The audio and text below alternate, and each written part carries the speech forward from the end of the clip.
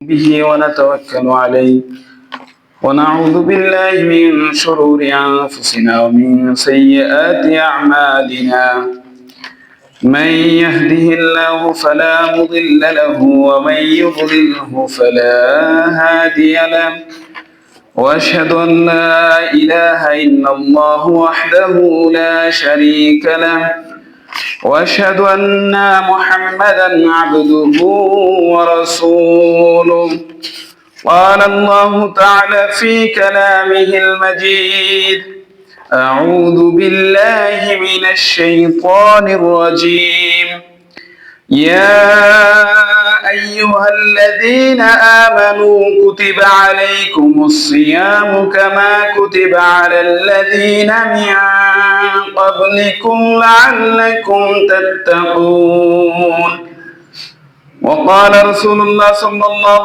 عليه وسلم من قام رمضان إيمانا واحتسابا غفر له ما تقدم من ذنبه أما بعد সমস্ত প্রশংসা আল্লাহ তাআলার জন্য যে আল্লাহ তাআলা আমাদেরকে রমজান পর্যন্ত হায়াত দান করছেন। সকলে বলি আলহামদুলিল্লাহ। আজকে রমজানের প্রথম জুমা, যেহেতু গত জুমায় আমি ছিলাম না, প্রসঙ্গত কারণে অনেকগুলা বিষয় একসাথে জমা হয়েছে। অনেকগুলা বিষয় আমাদের সামনে, আমরা এই বিষয়গুলার তাগিদে একটা কোরআনের আয়াত তেলাওয়াত করছি এবং একটা হাদিস তেলাওয়াত করছি। ইনশাআল্লাহ এই আয়াত এবং হাদিসকে সামনে রেখে, আয়াত বলতে এটা পুরো একটা রুকু আর কি, সূরা বাকারার 23 নম্বর রুকু, 183 নম্বর আয়াত থেকে 186 নম্বর আয়াত, এর উপরে কিছু কথা বলার তৌফিক যেন আল্লাহ তাআলা আমাকে দান করে এবং আমরা যারা শুনবো সবাই যেন আমলের নিয়তে শুনি। তো আল্লাহ তাআলা কোনো ভূমিকা ছাড়া আমি একদম শুরু করতেছি, অনেক কথা কিন্তু আমাদের সময় অনেক কম। তো আল্লাহ তাআলা সূরা বাকারার 183 নম্বর আয়াতে বলতেছেন, ইয়া আইয়ুহাল্লাযীনা আমানু কুতিবা আলাইকুমুস সিয়ামু কামা কুতিবা আলাল লাযীনা মিন ক্বাবলিকুম লাআল্লাকুম তাত্তাকুন। ওহে যারা ঈমান এনেছো, কুতিবা আলাইকুমুস সিয়াম, তোমাদের জন্য রোজাকে ফরজ করা হয়েছে, কামা কুতিবা আলাল লাযীনা মিন ক্বাবলিকুম লাআল্লাকুম তাত্তাকুন, যেমনি ভাবে তোমাদের পূর্ববর্তীদের উপরে ফরজ করা হয়েছিল, কেন? যাতে তোমরা মুত্তাকি হতে পারো। তার মানে আমাদের আয়াতের দাবি হচ্ছে, কেউ যদি রোজা রাখে তাহলে সে মানুষটা মুত্তাকি হবে, এই তো। আর অন্যান্য হাদিসেও আছে, রাসূল সাল্লাল্লাহু আলাইহি ওয়াসাল্লাম বলছেন যে রমজান মাস আসে একটা বান্দাকে পূর্ণ মুত্তাকি বানানোর জন্য। তাহলে আমরা অন্য সময়ও প্রত্যেক খুতবাতেই বলে আসতেছি মুত্তাকি মুত্তাকি, তাকওয়া অর্জন করা, তাকওয়া অর্জন করা। তো এই রমজান মাসে আল্লাহ তাআলা স্পেশাল ভাবে এই তাকওয়া অর্জন করার প্রতি গুরুত্ব দিয়েছেন।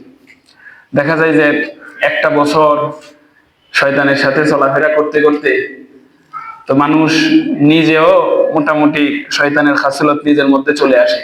তা আল্লাহ তাআলা এটা উসসিসা শায়াতিন, শয়তানরে এই মাসে আল্লাহ তাআলা শিকলবন্দি করে, মানে শয়তান অন্তত এই মাসে কোনো পড়াশোনা দিতে পারে না। তারপরেও যেসব মানুষ রোজা রাখে না, যেসব মানুষ চাষচল পর্দা দিয়া চা খায়, ওরা বোঝা লাগবে যে শয়তান ওদের কাছে ফেল, মানে শয়তান চলে গেলেও ওরা শয়তানের দায়িত্ব পালন করতেছে, প্রক্সি দেয় না, শয়তানের প্রক্সি দিতেছে। আসুন আমরা দেখি আমরা এই রমজান মাসে কিভাবে নিজেদেরকে মুত্তাকি বানাতে পারি। আল্লাহ তাআলা এর পরের আয়াতে বলতেছেন, আইয়ামান মা'দুদাত, কিছুদিন নির্দিষ্ট। কিছুদিন বলতে এখানে রমজান তো অনেক সময় 29-এও হয়, 30, 29, এই দিনগুলা নির্দিষ্ট। ফামান কানা মিনকুম মারিদান আও আলা সাফারিন ফাইদ্দাতুম মিন আইয়ামিন উখরা। রুখসাত আছে দুই জনের, একজন হচ্ছে অসুস্থ, দ্বিতীয় হচ্ছে আও আলা সাফারিন, যারা সফরে আছে। এখন পটভূমি জানা লাগবে, কোরআনের তাফসীর করতে হলে আগে এটা শানে নজুল জানা লাগে। আল্লাহ তাআলা প্রথম আয়াতে বললেন যে তোমাদের সকলের উপর রোজা ফরজ করা হয়েছে, যেমনই ভাবে তোমাদের পূর্ববর্তীদের উপর ফরজ করা হয়েছিল, যাতে তোমরা মুত্তাকি হতে পারো। তারপর বলতেছেন যে এই রোজাটা হচ্ছে নির্দিষ্ট কয়েকদিন, 29 অথবা 30 দিন, মানে এক মাস, রমজান মাস। এরপরের কথা হচ্ছে ফামান কানা মিনকুম মারিদান, অতঃপর তোমাদের মধ্যে যে অসুস্থ, আও আলা সাফারিন, অথবা যে সফরে আছে, ফাইদ্দাতুম মিন আইয়ামিন উখরা, সেজন্য এই রমজান মাসে যে অসুস্থতার কারণে যে রোজাগুলো ভাঙছে এবং সফরের কারণে যে রোজাগুলো নষ্ট হয়েছে, এটা যেন পরবর্তীতে আদায় করে নেয়। এখানে সফরে থাকলে রোজা ভাঙার রুখসত আছে। তো আগেরকার সফরটা কিরকম ছিল দেখেন, যে মুসাফির হয় যে ব্যক্তি পায়ে হেঁটে অথবা উটনি 3 দিনের পথ অতিক্রম করার নিয়ত করছে, অথবা 3 দিনের পথ অতিক্রম করছে। বর্তমান ডিজিটাল নিয়মে এটা হয় 48 মাইল অথবা 78 কিলোমিটার। মানে একজন মানুষ স্বাভাবিক গতিতে একটা উট নিয়ে, মানে উট তো আর দৌড়ে চলে না, উট তো হাইটে হাইটে চলে, উট আর মানুষের পায়ের গতি প্রায় একরকম। তো মানুষ স্বাভাবিকভাবে হেঁটে অথবা একটা উট স্বাভাবিকভাবে হেঁটে 3 দিনে যতটুকু সময়, মানে যতটুকু রাস্তা যাইতে পারে, এতটুকু রাস্তা যদি কেউ অতিক্রম করে তখন এই ব্যক্তিটা হচ্ছে মুসাফির। তাহলে এটার নিয়মে তো হয় 78 কিলোমিটার, অনেক জায়গায় 72 কিলোমিটার আছে, আবার 57 মাইলের কথাও আছে। এটা হানাফিয়া শাফি মাযহাবের একটু ইয়ে আছে। তো যাই হোক, এখন আমরা 72 কিলোমিটার বা 78 কিলোমিটার যাইতে আমাদের সময় লাগে বড় জোর 2 ঘন্টা। আগে কত লাগতো? 3 দিন। আর আগের যাত্রা আর এখনের যাত্রাটা একটু তুলনা করেন। মরুভূমিতে 3 দিন চলা মানে মোটামুটি একটা মৃত্যুর সাথে যুদ্ধ করা। কারণ মরুভূমিতে একজন মানুষ প্রত্যেক দিন 4 থেকে 6 লিটার পানি লাগে। মরুভূমিতে চললে প্রত্যেক দিন 4 থেকে 6 লিটার পানি লাগে। তাহলে 3 দিন যে ব্যক্তিটা চলবে, ওনার মিনিমাম 15 থেকে 18 লিটার পানি মজুত করে তারপরে চলা লাগবে। পানি যদি না থাকে তাহলে তো 3 দিন চলার কোনো মানে প্রশ্নই ওঠে না, 3 দিন চলতেই পারবে না। আর আমাদের এখন ওই 78 কিলোমিটার যাইতে আমাদের এখন সময় লাগে মাত্র 2 ঘন্টা। এর সাথে কি পানি নিয়ে যাওয়া লাগে? পানি ছাড়াও চলে। এখন আমি গত রমজানে আমার একজন প্রশ্ন করছে যে, মানে একটু বড় লোক আর কি, তো উনি ঢাকা থেকে নরসিংদী আসবে, তো হিসাবে উনি মোটামুটি 78 কিলোমিটার হয়। ঢাকা থেকে আমাদের যে এখানে আসলে 78 কিলোমিটার হয়। তো উনি নাকি আগে ফোন দিয়ে বলতেছে যে আমি কিন্তু মুসাফির, রোজা রাখবো না। আসতেছে কিন্তু এসি গাড়ি দিয়ে, নিজের প্রাইভেট কার, নিজের টাকার প্রাইভেট কার, এসি গাড়ি। তো আসার আগেই বলে দিতেছে মানে রান্না বান্না কইরেন, আমি কিন্তু মুসাফির। তো এইটা এরকম করা, এরকম ভাবে চলা মূলত আল্লাহ তাআলার সাথে ঠাট্টা করার মতো। আল্লাহ তাআলা এই মুসাফির অবস্থায় রোজাকে রুখসত দিয়েছে কোন কারণে? ওই জামানার মুসাফিরের জিনিসটা চিন্তা করা লাগবে। এখনো যদি আপনি ওই রকম কষ্টসাধ্য সফরে যান, অনেক সময় থাকে না এরকম কষ্টসাধ্য সফর, ধরেন এখান থেকে অনেক দূরে যাওয়া লাগবে, এত ভালো গাড়ির ব্যবস্থা নাই, অনেক কষ্টের বিষয়। তখন যাই আপনার আগেরটার সাথে মিলানো লাগবে যে আগের দিন 3 দিন পায়ে হাইটা সফর করতো, ওই সময় যেই কষ্ট হইতো, এরকম কষ্ট যদি আমাদের হয় সফরে, তাহলে এটার রোজা না রাখার রুখসত আছে। কিন্তু এখন সফর হয় হচ্ছে এসি গাড়িতে, এসি গাড়িতে সফর হয়, ঘুমায় ঘুমায় সফর করে, তারপরে বলে যে আমি মুসাফির, রোজা ভাঙা দিব না। এটা করলে কিন্তু এক প্রকার আল্লাহ তাআলার সাথে ঠাট্টা বিদ্রুপ করার মতো হয়ে যায়। এই জন্য আল্লাহ তাআলা যেখানে বলছে কোন মুসাফিরকে রুখসত দেওয়া হয়েছে, যে মুসাফিরের সফর করতে গেলে এরকম অবস্থা হয় যে রোজা রাখা তার জন্য সম্ভব না। আচ্ছা, এই মরুভূমিতে রোজা রাখা সফর করা কি চিন্তা করা যায়? আরে রোজা 6 লিটার পানি সাথে নিয়েও তো একদিন সফর করার কথা চিন্তা করা যায় না। আপনি আমি পারবো না, আগের দিনের মানুষরা পারতো, আপনি আমি পারবো না। কিন্তু এখন ওই মরুভূমির সফর আর আমাদের সফরটা একদম আকাশ পাতাল ডিফারেন্স হয়ে গেছে। এই জন্য মাসালাও খেয়াল করে করা লাগবে। তারপরেও যারা ধরেন সফর করতে যায় বর্তমান জামানায়, অনেক সময় সফর অনেক কষ্টের হতে পারে, ওই সময় আলেমরা রুখসত দেয়। কিন্তু একদম এসি গাড়িতে যাবেন, এর আগের থেকে নিয়ত করবেন যে আজকে রোজা রাখবো না, সফর, আমি মুসাফির, তাহলে কিন্তু হবে না। বুঝে গেছে? আর মারিদ শব্দটা এখানে দিয়া যেই রোগী বোঝানো হয়েছে সেটা হচ্ছে মানে মরার রোগ একটা আছে না, যে বলে যে 15 দিন অসুস্থ ছিল, এই অসুস্থতার মধ্যে থেকে তিনি মারা গেছে, এরকম অসুস্থতা আছে না? এরকম অসুস্থতা যদি থাকে, অথবা এমন অসুস্থতা যে অসুস্থতার মধ্যে মানে রোজা রাখা সম্ভব না, এমন লোকের হচ্ছে জন্ডিস বা গ্যাস্ট্রিক, তো উনি গ্যাস্ট্রিকের কারণে রোজা রাখে না। অথচ বিজ্ঞান বলে, ডাক্তার চিকিৎসা বিজ্ঞান বলে যে গ্যাস্ট্রিকের মধ্যে যদি রোজা রাখে তাহলে গ্যাস্ট্রিক আরো ভালো হয়, ভালো হওয়ার সম্ভাবনা বেশি। এরকম ছোট ছোট অসুস্থতার কারণে, ছোট ছোট অসুস্থতার দোহাই দিয়ে রোজা ভাঙ্গা যাবে না। এমনকি যে মা দুধ মানে বাচ্চাকে দুধ খাওয়ায়, এই মার যদি এরকম আশঙ্কা থাকে যে আমি যদি রোজা রাখলে আমার দুধ আসে না, আর এই দুধ না খাওয়াইতে পারলে ছেলে মারা যাওয়ার উপক্রম হইতে পারে, তাহলে এই মা রোজা ভাঙ্গার রুখসাত আছে। আমি দেখা যায় যে আমাদের 2 বছর, সাধারণত মারা 2 বছর দুধ খাওয়ায় না, 2 বছরে একদম 30 রোজাই রাখে না, এটা কিন্তু একদমই কাম্য না। রোজা ভাঙবে তখন যখন দুধ খাওয়াইলে সন্তান মারা যাওয়ার উপক্রম হবে, অথবা একজন ইসলামিক মানে মুসলিম ডাক্তার বলছে যে তুমি যদি রোজা রাখো তাহলে ছেলে দুধ শূন্যতার মধ্যে ছেলে মৃত্যুর মুখে পতিত হতে পারে, তখন যায় রোজা ভাঙ্গার রুখসত আছে। তাইলে অসুস্থতা মানে কোন পর্যায়ের অসুস্থতা বুঝছেন তো? আর মুসাফির মানে কোন পর্যায়ের মুসাফির, এটাও তো বোঝা আসছে। আচ্ছা, এরপরে আল্লাহ তাআলা কি বলতেছেন? ওয়ালাল্লাযীনা ইউতিকুনাহু ফিদিয়াতুন তুআমু মিসকিন। ওই যে আপনার বাবা ধরেন 15 দিন অসুস্থতায় ভুগে 16 দিনের মাথায় মারা গেছে, মানে 16 দিনও ছিল রোজার মধ্যে, তো উনি কিন্তু আর এই রোজা করতে পারে না, জীবিত আছিল কিন্তু রোজা করতে পারে না। এই জন্য ওনার ওয়ারিস যারা আছে, মানে আপনার সন্তান যারা আছে, তারা ওই মৃত ব্যক্তির পক্ষ থেকে রোজার ফিদিয়া দিয়ে দিবে। ফিদিয়া মানে মোটামুটি একটা জরিমানার মতোই বলা হয় আর কি, এটা দিয়ে দিবে। এটা বিভিন্ন মাযহাবে বিভিন্ন আছে, কিন্তু আমাদের হানাফি মাযহাবে হচ্ছে একটা রোজার জন্য আধা সা পরিমাণ জব, মানে গম অথবা চাউল, আমাদের তো আর জব টব হয় না, আমরা চাউল, আধা সা পরিমাণ চাউল যদি আমরা দিয়ে দেই তাহলে এটা ফিদিয়া আদায় হয়ে যায়। অথবা 2 বেলা একজন মিসকিনকে মানে তৃপ্তি সহকারে খাওয়াইলে, 2 বেলা একজন মিসকিনকে তৃপ্তি সহকারে খাওয়াইলে একটা রোজার ফিদিয়া আদায় হয়ে যায়। একটা জিনিস খেয়াল রাখা হবে, ফিদিয়া কিন্তু এক জিনিস, আরেকটা হচ্ছে সুস্থ ব্যক্তি তারপরে অযথাই রোজা ভাঙছে, ওর জন্য কিন্তু ফিদিয়া না, ওর জন্য আরেক জরিমানা। ওই জরিমানারে বলে হচ্ছে কাফফারা। রোজার কাফফারা কিন্তু টানা 60 দিন রোজা রাখা।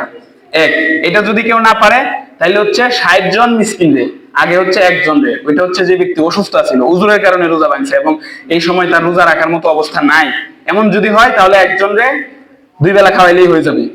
আর যে ব্যক্তি অযথা রোজা ভাঙছে, শরীর ভালো সুস্থ মানুষ, তারপর অযথা রোজা ভাঙছে, এই যে এসি গাড়িতে সফর করবে তাই আগেই বলে দিয়েছে যে আমি রোজা ভেঙে দিলাম, এরকম যদি হয় তাহলে কিন্তু একটা রোজার জন্য 60টা রোজা রাখা লাগবে। 60টা রোজা যদি রাখতে না পারে তাহলে একটা রোজার জন্য একটা গোলাম আজাদ করা লাগবে। আমরা বলছি যে মানুষের দাম কি, ধরেন একটা উট আর একটা মানুষ, এখন মানুষের দাম কি উটের দামের থেকে কম হবে? অবশ্যই বেশি হবে। তাহলে বর্তমান জামানায় একটা উটের দাম হচ্ছে মিনিমাম 5 লাখ টাকা, 5 লাখ টাকার কমে আপনি উট পাবেন না।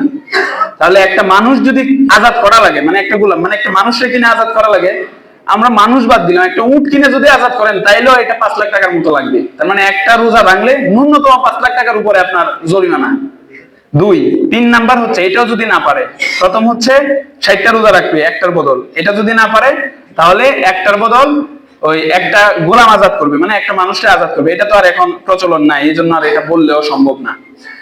3 নাম্বার হচ্ছে একটা রোজার বদল 60 জন মিসকিনরে মানে মধ্যম পরিমাণ খাবার তৃপ্তি সহকারে খাওয়াবে, এটাও 2 বেলা। তাহলে এইটাও মোটামুটি নরমাল জরিমানা না, 60 জন মানুষকে খাওয়ানো কি চারটিখানি কথা? তাও 2 বেলা তৃপ্তি সহকারে, এটা কি চারটিখানি কথা? তাহলে একটা রোজা ভাঙলে অযথা অকারণে একটা রোজা ভাঙলে এই পরিমাণ শাস্তি। তো এখন যে দেখা যায় চা স্টল বসে, আমিও সকালে গেছিলাম বাজারে, দেখি যে কয়েকটা চা স্টল খোলা, গিরাত দেওয়া, চাও বানাইতেছে, বেচতেছে। যাই হোক, এই যে মানুষরা অযথা কারণে যে রোজাগুলা ভাঙতেছে, আসলে আল্লাহ তাআলা তো আমাদেরকে সাথে সাথে শাস্তি দেয় না। যদি ধরেন যে রমজান মাসে যে চাটা হাতে নিয়ে মুসলমান বান্দা চাটা হাতে নিয়ে যখন চমকটা দিল, তখন যদি আল্লাহ জিবরাইল পাঠায় দিত, আয়েশা যদি সই করে একটা ঘুষি মারতো, তাহলে কি আর পরে রোজা ভাঙার সাহস হইলে? তা আল্লাহ তাআলা কিন্তু এটা করে না। আল্লাহ তাআলা বান্দারে রুখসত দিছে, চলতে থাকো। মৃত্যুর পরোয়ানা যখন চলে আসবে, গুড়ির সুতা ধরে টান দিলে গুড়ি এমনিতেই নিচে চলে আসবে। এমনি কিন্তু গুড়ি উপরে উঠে এমনি নাড়ে, মাথা নাড়ে, আমারে পাইবা না, আমি উঠতেছি। যখন সন্ধ্যাবেলা সুতা ধরে টান দেয় তখন ঠিকই গুড়ি কিন্তু চলে আসে। এই জন্য যারা মুসলমান ঘরে জন্মাইছেন, নিজেরা মুসলমান দাবি করেন, কোনো কারণে রোজা ভাঙার মতো বদ সাহস করেন না। এই যে জরিমানা তিনটা জরিমানা তো বললাম, এটা তো দুনিয়াতে জরিমানা, আর কিয়ামতের জরিমানা তো রয়েছেই। এখন কথা হয়েছে যে রমজান মাসে রোজা তো রাখি কিন্তু নামাজ পড়ি না। অনেকে আছে না রোজা রাখে কিন্তু নামাজ হয় না। রোজার ফরজ কয়টা? রোজার ফরজ 2টা। 1 নাম্বার হচ্ছে নিয়ত করা, আরেকটা হচ্ছে সারাদিন না খায়া থাকা। তাহলে রোজা ভাঙার কারণে ফরজ নষ্ট হয় কয়টা? 2টা। আর নামাজ ভাঙার কারণে ফরজ নষ্ট হয় কয়টা? 17টা। প্রত্যেকদিন 17 রাকাত নামাজ ফরজ। তাহলে একটা রোজা ভাঙলে এই শাস্তি, আপনি যে প্রত্যেকদিন 17টা হুকুম আল্লাহ তাআলা নষ্ট করতেছেন নামাজ না পড়ে, ওইটার শাস্তি কি? ওইটার শাস্তি আরো ভয়াবহ। এই জন্য আমরা যারা আছি, রমজান আসে মানুষকে মুত্তাকি বানানোর জন্য, তো আমরা এই রমজান থেকে নিয়ত করি যে ইনশাআল্লাহ বাকি জীবনে আর নামাজ ছাড়বো না। রোজা তো অবশ্যই রাখবো, বাকি জীবনে আর নামাজ ছাড়বো না। নামাজ ছাড়া, আমরা আগেও বলছি, নামাজ ছাড়া মুসলমান দাবি করাই যায় না। মুসলমান দাবি করতে হলে অবশ্যই নামাজ পড়া লাগবে। আর এই রোজার কি করলে, বললাম তো প্রথমেই তো বললাম যে আলোচনা অনেক বেশি কিন্তু সময় আমাদের কম।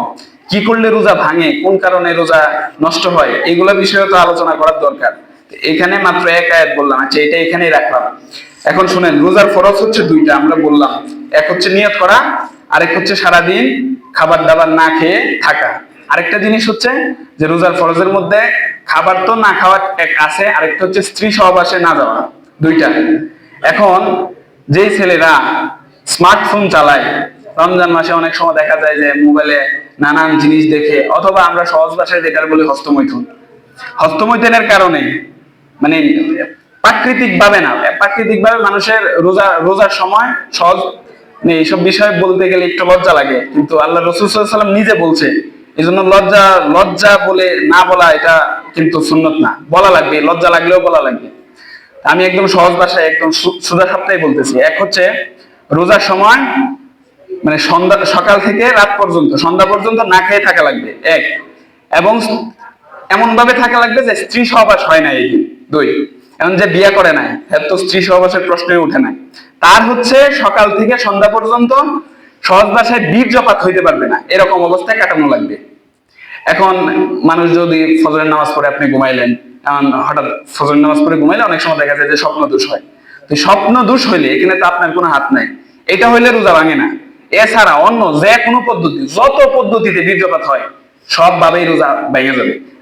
মানে মুরব্বী যারা আছে এরা হয়তো এত বুঝতেছে না, যারা যুবক আছে তারা বুঝতেছে। এই স্বপ্ন দোষ ছাড়াও আর অনেক পদ্ধতি আছে যে পদ্ধতিতে ছেলেপেলে বীর্যপাত করাইতে পারে।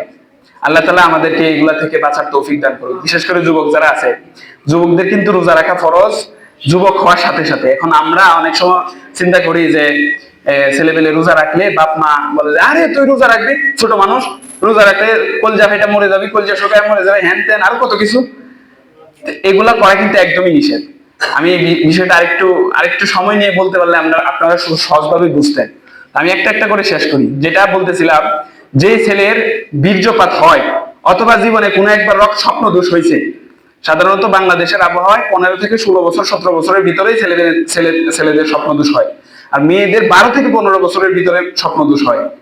তো যার স্বপ্ন দোষ হয়েছে হ্যাঁ অন্তত জানে, বাপ মা না জানুক। তো যে ছেলের স্বপ্ন দোষ জীবনে একবার হয়েছে, এই ছেলের জন্য রোজা রাখা ফরজ। বুঝা গেছে? এখন আপনার ছেলে 15 বছর বয়স, আপনি খুব না করতেছেন, আরে রোজা রাখিস না, রোজা রাখলে চিকন হয়ে যাবে, রোজা রাখলে কলিজা শুকায় যাবে, আরো কত কিছু।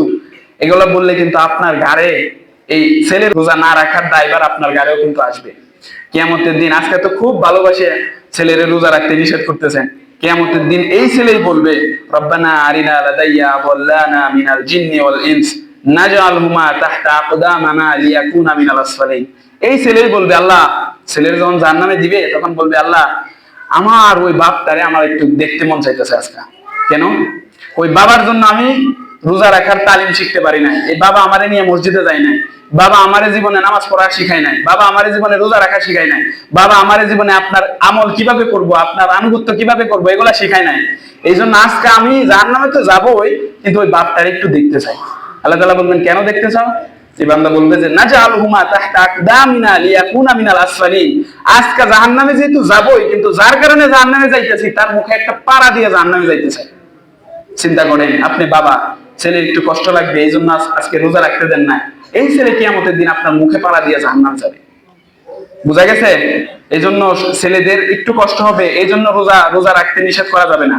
একটা হাদিস আছে যে রুবাইয়া বিনতে মুআজ একজন মহিলা সাহাবী, ওনার থেকে আর কি হাদিসটা, উনি বলতেছেন যে আমরা ছেলেদেরকে রমজান মাস আসলে কাপড় দিয়া এবং তুলা দিয়া এক প্রকার খেলনা বানাইতাম, বাচ্চাদের জন্য এক প্রকার খেলনা বানাইতাম।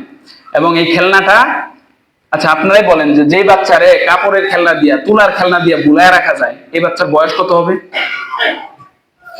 4-5 বছর। আচ্ছা 12 বছরের ছেলেরে কি কাপড়ের খেলনা দিয়ে বুলায় রাখা যাবে? তো এই সাহাবী বলতেছেন আমরা এরকম কাপড়ের খেলনা দিয়ে বাচ্চাদেরকে বুলায় রাখতাম রমজান মাসে। যখন তারা কান্নাকাটি করতো ক্ষুধার যন্ত্রণায়, তখন এই কাপড়ের খেলনা দিয়ে বুলায় রাখতাম।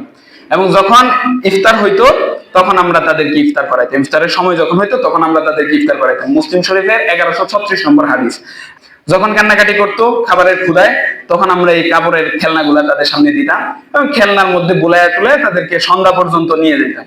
তাহলে চিন্তা করেন, যে বাচ্চারে কাপড়ের খেলনা দিয়ে বুলায় রাখা যায়, ওই বাচ্চারে পর্যন্ত সাহাবীরা রোজা রাখা শিখাইছে। আর আমাদের ছেলেপেলেরা 12 বছর 14 বছর হয়ে যায়, তারপরেও আমরা বাপ মা দেয় না রোজা রাখার জন্য, বাপ মা দেয় না ছেলেদেরকে রোজা রাখার জন্য। এত আউশের দুলাল, এত আদর করে ফালতেছেন। এই ছেলেই দেখবেন কিয়ামতের দিনে, যে বললাম নাজাল হুমা তাহতা আকদামিনা লিয়াকুনা মিনাল আসফালিন, এই ছেলেই কিয়ামতের দিন বলবে আমার সেই বাবাটারে আনো, সেই বাবার জন্য আমি রোজা শিখতে পারি নাই, পরবর্তীতে রোজা রাখি নাই, এই বাবার জন্য আজকে জাহান্নামী হইলাম। জাহান্নামে তো যাবোই, কিন্তু বাবার মুখে একটা পাড়া দিয়ে জাহান্নামে যাইতে আমার ইচ্ছা।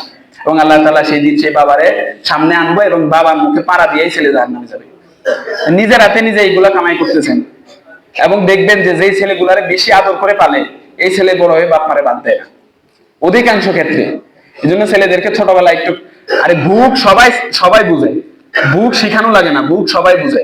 ছাগলেও বুক করতে পারে, গরু ছাগলেও বুক করতে পারে। ছেলেদেরকে কষ্ট শিখাইবেন, একটু একটু কষ্ট শিখাইবেন। কষ্ট না শিখাইলে দেখবেন যে ছেলে যখন একসময় তো কষ্টের প্রতি তো হওয়াই লাগবে, তখন দেখবেন যে ছেলে আপনার মুখ থেকে বেরিয়ে যাবে। পরবর্তীতে এইসব ছেলে, অধিকাংশ ছেলে দেখবেন যেগুলোর বেশি আদরের দুলাল বানায় পালে, অধিকাংশ এগুলো মা বাপরে দেখে না, মা বাপরে বাদ দেয় না। এই জন্য ছেলেরা যারা মানে মোটামুটি বয়স, ওইরকম ছেলেদেরকে অবশ্যই রোজার তালিম দিবেন। ধরেন 12 বছরের ছেলে, ওরে বলবেন যে আজকে একটা রাখো, কালকে না রেখে পরের দিন রাখো, এরকম হইতে পারে। এবং যখন ছেলে বালেক হবে, মানে স্বপ্নদোষ হবে, এটা তো আর আপনি বুঝবেন না, অনেক সময় বোঝা যায়। আর যদি না বুঝেন, ছেলে তো অন্তত বুঝে, ওই ছেলের জন্য ফরজ হচ্ছে 30 দিনে 30টা রোজা রাখা। যে ছেলের জীবনে কোনো একদিন স্বপ্নদোষ হয়েছে অথবা যে কোনোভাবে বীর্যপাত হয়েছে, ছেলের জন্য ফরজ হচ্ছে 30 দিন 30টা রোজা রাখা। আরেকটা বিষয় হচ্ছে, আমরা দেখা যায় যে মসজিদে অনেক সব বাচ্চারা আসলে ওই কুদানি কাদানি শুরু হয়। আসলে বাচ্চারা মসজিদে আসবে, আর মসজিদে এরা আসলে একটু দুষ্টামি করবে, এটাই স্বাভাবিক। আচ্ছা, বাচ্চারা দুষ্টামি না করলে কি আপনি বুইড়া বেড়া দুষ্টামি করবেন? তো ইয়াতে আমার এক উস্তাদে বলছিল, উনি তুরস্ক গেছিল এবং তুরস্কে যায় দেখছিল যে প্রত্যেকটা মসজিদের সামনে লেখা আছে, যে আরবিতে লেখা আছে যে তোমাদের নামাজের জামাতের পিছনে যদি বাচ্চাদের চিল্লাচিল্লি না শোনো, তাহলে তোমরা ভয় করো যে তোমাদের পরবর্তী প্রজন্মরা মসজিদ ভুলে যাবে। তার মানে আজকাল এই বাচ্চাটা জামাতের পিছনের কাতারে চিল্লাচিল্লি করতেছে, দৌড়াদৌড়ি করতেছে, মারামারি করতেছে, পরে 5 বছর পরে এই ছেলেটা এসে সামনের কাতারে নামাজ পড়বে। কারণ যে ছেলেটা চিল্লাচিল্লির জন্য মসজিদে আসে না, হ্যাঁ 10 বছর পরে মসজিদ চিনবে না। বুঝা গেছে? এই জন্য চিল্লাচিল্লি করার জন্য হলেও ছেলেদেরকে মসজিদে আনবে। বুঝা গেছে? কিন্তু আরেকটা বিষয় হচ্ছে, দেখা যায় যে কিছু ছেলে পেলে থাকে, এটা একদম জাতগত দুষ্ট, এগুলার একটু বুঝাইয়া দিবেন। আবার এরকম দমক দিবেন না যে এক দমক খায়া জীবনে আর মসজিদে ছেড়ে দেয়। দমক খায়া শুধু মসজিদ নিজে ছাড়ে না, এমনও হয় যে দমক দেয় নিজের ফুতের ছেলেরা তো দেয়, বাপেরাও দেয়, বাপে মসজিদ ছাড়ে, ছেলেও মসজিদ ছাড়ে। এরকম দমক দেওয়া থেকে আপনারা বিরত থাকবেন। আল্লাহ রাসূল সাল্লাল্লাহু আলাইহি ওয়াসাল্লাম নামাজ পড়ছে, হাসান হুসাইন নামাজ রসুলের কাঁধে উঠে নাই, রসুল সিজদা দেরি করছে, সাহাবীরা এমন দেরি করছে সিজদা, যে সাহাবীরা সিজদা থেকে মাথা উঠায় দেখে রসুল কি কোনো সমস্যা হয়েছে নাকি। দেখে যে হাসান হুসাইন কাঁধে মানে ইয়ে করে রাখছে, রসুল উঠতে গেলে দেখা যায় যে পড়ে যাওয়ার সম্ভাবনা আছে। এই জন্য জামাতে এতগুলা মানুষকে নিয়ে নামাজ পড়তেছে, একটা বাচ্চার জন্য সবার নামাজ দেরি করে দিচ্ছে, চিন্তা করেন। এই জন্য বাচ্চাদেরকে, ছেলেপেলেদেরকে একটু আদর দিয়ে বুঝাইবেন। অধিকাংশ ক্ষেত্রে দেখবেন আদর দিয়ে বুঝাইলে ছেলেরা সহজেই বুঝে। যেটা দমক 4টা দমক দিয়ে যেটা না বুঝবে, এটা একবার আদর দিয়ে করলে বুঝে ফেলবে। তারপরে কিছু যেগুলো আছে রসমেখত, মানে উল্টা কিছু থাকবে, এগুলার একটু সাইড আলাদাভাবে বুঝাইবেন। এরকম বুঝানো না যে একদম খায়া যাতে আর নামাজে না আসে। সেই ছেলেপেলেদের কোলাহল, ছেলেপেলেদের এই একটু ঝগড়া টকরা, পিছনে একটু কাউমাউ করবে, চিল্লাচিল্লি করবে, এটার জন্য নামাজের কোনো ক্ষতি হয় না। বুঝা গেছে? এটার জন্য নামাজের কোনো ক্ষতি হয় না, বরং এইটাই ইসলামের নিয়ম। কাবার প্রান্তরে দেখবেন ইয়া বেছে, ওই কি বলে, একটা প্লাস্টিকের শিকলের মতো আর কি, বাবা হাতে এক মাথা লাগায়, হ্যান্ডকাপ আছে না, হ্যান্ডকাপের মতো এক মাথা বাবা হাতে লাগায় নামাজে দাঁড়া, আরেক মাথা ছেলের হাতে লাগায় রাখে। হ্যাঁ দুষ্টামি করলে এখানে ভিতরেই করবে। মানে কাবার প্রান্তরে যদি ছেলে ছুটে যায়, অনেক মানুষ তো পরে আর ছেলে খুঁজেই পাবে না, এই জন্য এরকম ইয়া বিক্রি করে কাবার পাশে। কাবার প্রান্তরে পর্যন্ত ছেলে মেয়েরা এরকম দুষ্টামি করে, আপনার মসজিদে দুষ্টামি করবে না, আপনার মসজিদকে কাবার থেকে বেশি দামি হয়ে গেছে। এই জন্য ছেলে মেয়েরা দুষ্টামি করবে, এটাই স্বাভাবিক। আমরা এদেরকে যতটা সম্ভব আদর দিয়ে বোঝানোর চেষ্টা করব। বুঝা গেছে? আদর দিয়ে বোঝানোর চেষ্টা করবো ইনশাআল্লাহ। আরেকটা জিনিস হচ্ছে, আমরা এই রমজান মাসে মসজিদকে শুধু আমরা এমন একটা অবস্থা করছি, মসজিদ শুধু নামাজের জায়গা। 5 ওয়াক্ত তো না, অধিকাংশ হচ্ছে জুমার নামাজে আসবো, জুমার নামাজটা পড়ে যাবে, আবার আরেক জুমাতে আসবে। মসজিদ কি নামাজের জায়গা শুধু? একটু আগে তাকান 200 বছর আগে, বেশি আগে না, 200 বছর আগে যদি তাকান, দেখবেন যে বাংলাদেশ সহ পৃথিবীতে খুব কম মাদ্রাসা ছিল। নিজামিয়া মাদ্রাসা প্রতিষ্ঠা হয়েছে 1200 শতকের অনেক পরে, মানে 1200 হিজরির পরে আর কি। তো বাংলাদেশে প্রথম মাদ্রাসা ঢাকা আলিয়া, এটাও তো 1800 শতকের পরে। তাহলে মাদ্রাসা মোটামুটি 200 বছর আগে কোনো মাদ্রাসা ছিল না, তখন পড়ালেখা কই আছিল? সব পড়ালেখা আসলে মসজিদে। মুসলমানরা যে 1200 বছর দুনিয়া শাসন করছে, সব হুকুমত মানে এই সংসদে যা চলে এগুলো সব মসজিদে চলতো, বিচার ব্যবস্থা, আইন কানুন সব মসজিদে হইতো। তাহলে মসজিদ এরকম একটা জিনিস যেখানে ইসলাম মুসলমানরা মসজিদকে পঞ্চমুখী কার্যে ব্যবহার করবে। কারণ আমাদের শুধু মসজিদ হয়ে গেছে দুই রাকাত জুমার, প্রত্যেক সপ্তাহে 2 রাকাত জুমার নামাজ পড়া, এটা শুধু হয়ে গেছে মসজিদ। আমাদের মসজিদকে আরো বেশি ব্যবহার উপযোগী করা লাগবে। যেমন ধরেন অনেক কিছু করা যায়, মসজিদ ভিত্তিক পাঠ্যশালা হইতে পারে, মসজিদ ভিত্তিক কর্মশালা হইতে পারে, মসজিদ ভিত্তিক ছেলেপেলেদের জন্য বিভিন্ন প্রতিযোগিতা হইতে পারে। ধরেন রাসূল সাল্লাল্লাহু আলাইহি ওয়াসাল্লামের জীবনের অনেকগুলো বই আছে, একটা জীবনী মানে ছেলেপেলেদেরকে ফ্রিতে দিয়ে অথবা টাকা দিয়ে কিনে এরকম একটা ব্যবস্থা করা যায় যে 27শে রমজান এই বইয়ের উপরে পরীক্ষা হবে মসজিদে, মসজিদ ভিত্তিক, মসজিদের ফান্ড থেকে কিছু টাকা দিবে অথবা মুসল্লিদের থেকে তুলে কিছু টাকা দিয়ে পুরস্কার কিনবে। এতে দেখবেন যে মসজিদটা সজীবতা ফিরে আসবে। নাইলে মসজিদটা মানে এমনই হয়ে গেছে যে মৃত একটা ঘরের মতো, কবরস্থানের মতোই হয়ে গেছে। জুমার নামাজ না হলে মসজিদ মোটামুটি কবরস্থানই হইতো, জুমার নামাজের দিন আর কি একটু মানুষ টানুষ আসে। এই জন্য আমরা একটা করছি যে প্রত্যেকদিন ফজরের নামাজের পরে মানে যারা কোরআন শরীফ পারে না অথবা যারা পারে ভালো করে পারে না, তাদের জন্য কোরআন শরীফের একটা কোর্সের মতো হবে আর কি। টাকা থাকা কিছু নাই, শুধু আপনি নিজের স্বতঃস্ফূর্ত ভাবে নিজে অংশগ্রহণ করবেন প্রত্যেকদিন ফজরের নামাজের পরে। অনেক সময় দেখা যায় যে ফজরের পরে ঘুমান লাগে, অনেক কিছু করা লাগে, আসলে রমজান মাসটা ঘুমানির মাস না, আমরা এটা বানাই যে ঘুমানির মাস।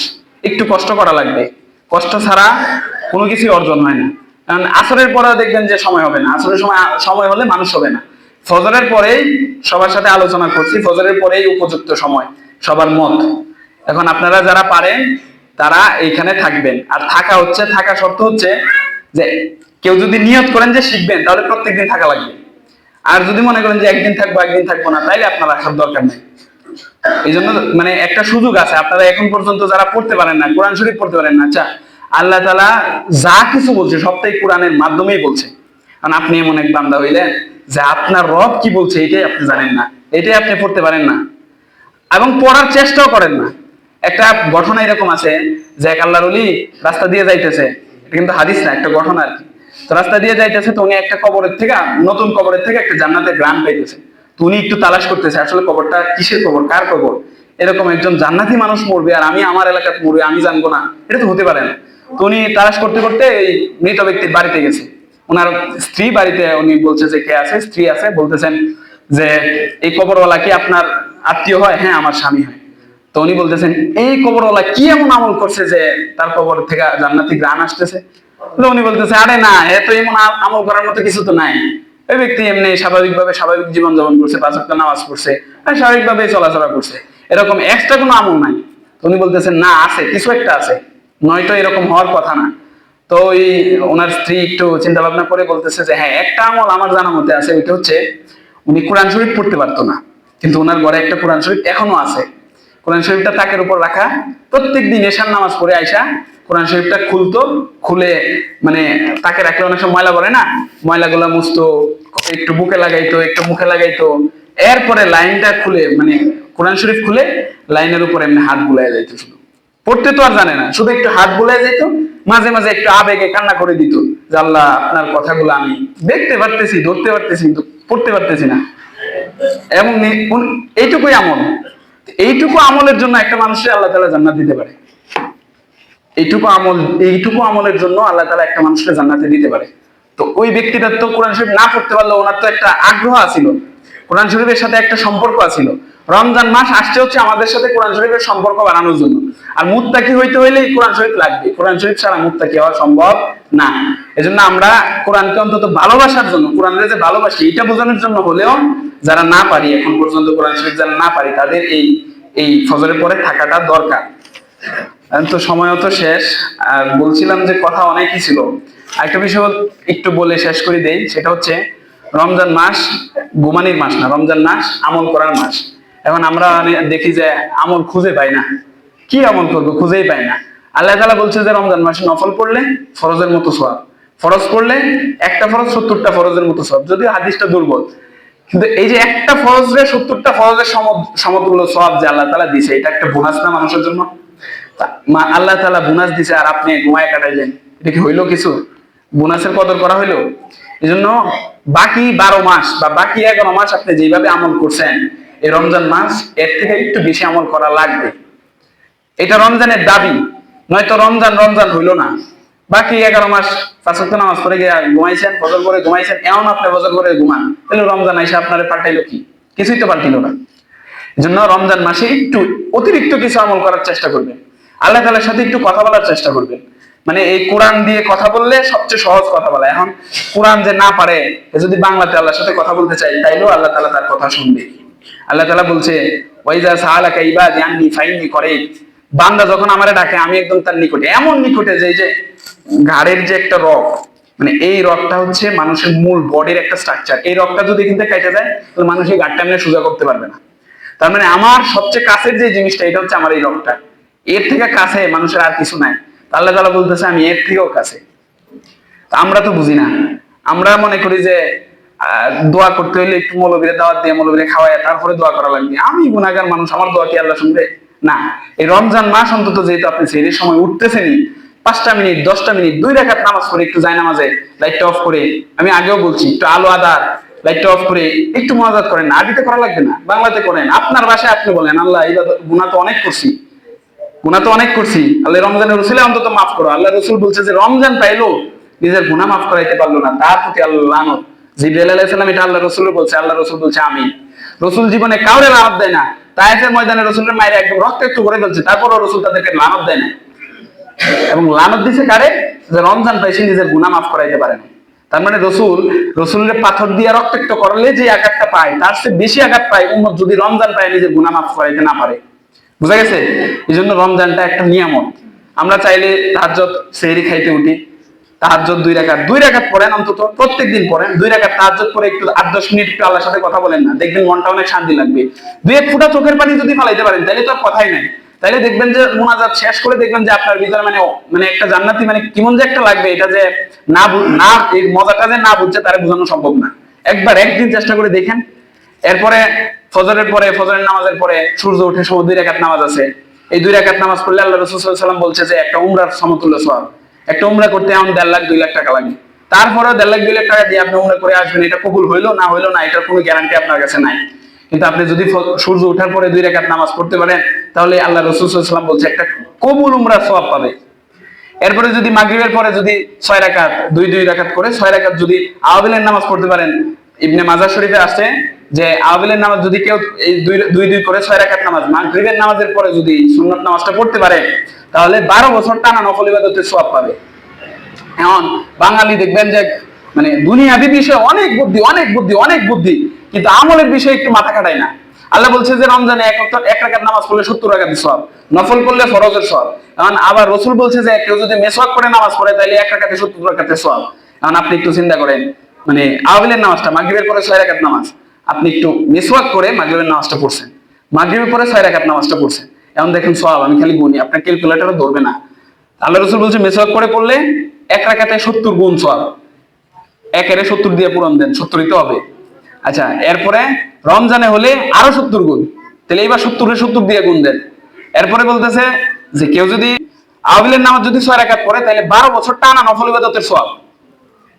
কেউ যদি মাগরিবের নামাজের পরে 6 রাকাত ইশরাকের নামাজ আওয়াবিলের নামাজ পড়ে তাহলে টানা 12 বছর নফল ইবাদত করলে যে সওয়াব হবে আল্লাহ তাআলা তার মনে হয় এই সওয়াব দিবে।